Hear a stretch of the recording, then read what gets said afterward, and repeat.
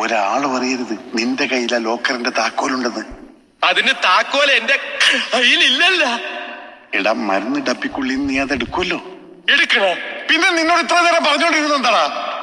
മരുന്ന് ഡപ്പി. അതെ, അതിനകത്തുനിന്ന് ആ താക്കോൽ എടുത്ത് മറ്റെവിടെയെങ്കിലും ഒളിപ്പിക്കണം. അത്രേ ഉള്ള അത് ഞാൻ ഒളിപ്പിക്കാം. ആരും അറിയരുത് അത് നിന്റെ കയ്യിലുണ്ടെന്ന്. ഒളിപ്പിച്ച് കഴിഞ്ഞ പിന്നെ എന്റെ കാണൂലല്ലോ.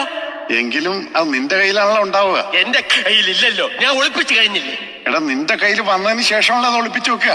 ഒളിപ്പിച്ച് കഴിഞ്ഞ പിന്നെ എന്റെ കാണൂലല്ലോ. എടാ കഴുത താക്കോൽ എവിടെ നിനക്ക് അറിയില്ലേ? മരുന്ന് ഡപ്പിയില്ലേ? ഇപ്പോഴല്ല, പിന്നെ അത് അവിടെ നിന്ന് എടുത്തതിന് ശേഷം.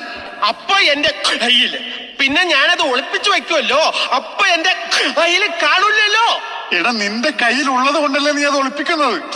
ഒളിപ്പിച്ചു വെക്കുന്നുണ്ടല്ലേ എന്റെ കയ്യിൽ ഇല്ലാന്ന് പറഞ്ഞത്. നീ ഒളിപ്പിക്കുമ്പോ നിനക്കറിയാലോ അത് നിന്റെ കയ്യിലുണ്ടെന്ന്. അതാരും അറിയരുതെന്നാ പറഞ്ഞത്.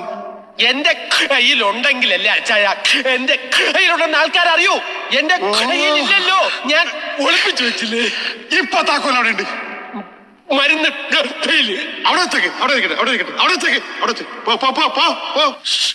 അപ്പൊ അതെടുത്ത് എവിടെയെങ്കിലും ഒളിച്ചു വെക്കണ്ടേ? വെക്കണം. അതവിടെ നിന്ന് എടുക്കുമ്പോ നിന്റെ കയ്യിലുണ്ടാവും. ആ, അത് നിന്റെ കയ്യിലുണ്ടെന്ന് മറ്റാരും അറിയരുതെന്നാ അച്ചായൻ പറഞ്ഞത്. ഒളിച്ചു വച്ചാ പിന്നെ എന്റെ കയ്യിൽ കാണൂലല്ലോ. ഇതാ പറഞ്ഞത് അച്ചായൻ മണ്ടനാണെന്ന്.